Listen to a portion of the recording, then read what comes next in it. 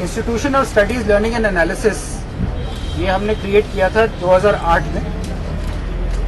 उस वक़्त हमारे डीजी थे मिस्टर कुलदीप खुड्डा, जो अब हमारे पेट्रन हैं, और मैं वाइस प्रेसिडेंट था क्योंकि आई वाज आईजी कश्मीर, जो अब मौजूदा आईजी कश्मीर जिलानी साहब हमारे वाइस प्रेसिडेंट हैं, और प्रेसिडेंट जो है वो डीजी साहब हैं हमारे राजेंद्र कुमार साहब।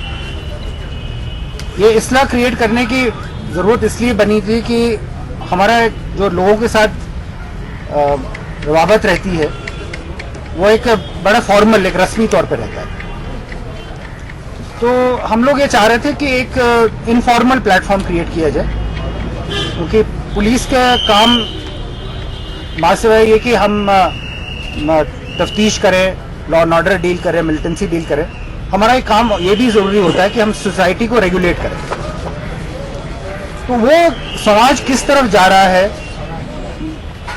समाज के अपने एहसासात क्या है, उन चीज़ों को समझने के लिए हमने ये थिंक टैंक को बनाया था, और उसमें हमने कुछ प्रोमिनेंट सिविलियंस को भी अपने मेंबर बनाया है। हमारे रिटायर्ड पुलिस अफसर भी इसमें मेंबर्स हैं, कि हमारा एक डायलॉग जो है सोसाइटी के साथ चलता रहे और हम कुछ स्टडीज़ वगैरह भी करें।